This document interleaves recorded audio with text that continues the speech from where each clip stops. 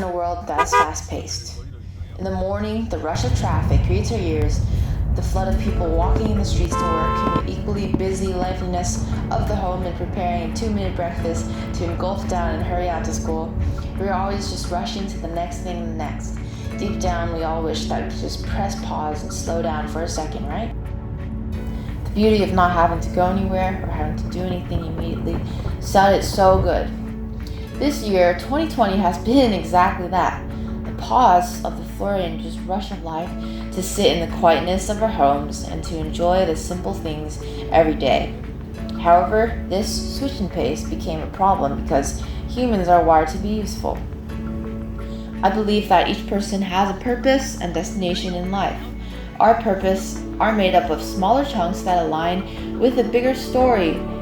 Each of the smaller pieces have a unique purpose and destination. In the fast-paced world we were all accustomed to before year 2020, all the destinations seemed to overwhelm us because life was just all about linear movement from one thing to the next. But this year has allowed us to reflect more, it has given the opportunity to cherish things such as gatherings and community and relationships. It has allowed us to press pause and take time to look around our neighborhood, to smell the crisp morning air, and to run through grass. We were given the chance to live in the moment, mostly because we didn't need to plan to go anywhere or have any tasks or goals given by the external environment. But humanity still desperately needs to fulfill this underlying need to be useful. So wouldn't just living and enjoying every day be meaningless if there was not a purpose? Well, here comes the cool part.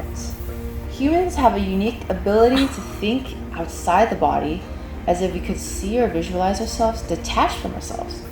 In other words, we have the capacity to reflect, think, and plan. Before this year, the future and the next thing seemed to be the dominating aspect in our lives. In 2020, the present and the past now seem to dominate and leave us uncertain what's next.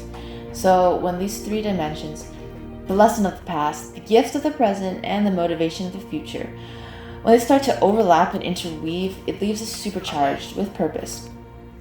When we realize that our past influences our present, and the present influences the future, in which we have set goals, and those goals are what drive our present actions, which will become our past. Then we are liberated to enjoy the present moment. The journey is not really a journey if there's not a destination. So when we envision our goals and set destinations in the future, while reflecting on the past, we are able to live freely in the moment because the present journey becomes that much more meaningful.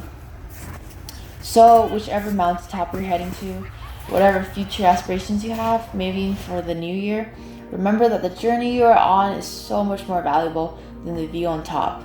That the journey is what creates experience, what tethers relationships, or even fosters new ones, and that the journey is what becomes those stories to tell. This year has been hard for sure, but I think it has brought out the beauty of journeys and destinations. It has allowed us to realize just how interconnected the past, present, and future are. So wherever you're heading, take time to just smell the morning air and fully live in each present moment.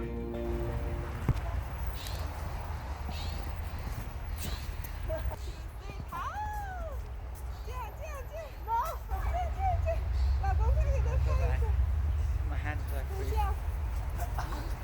I almost fell face first into the snow. 这样开个猫一样。 She missed me and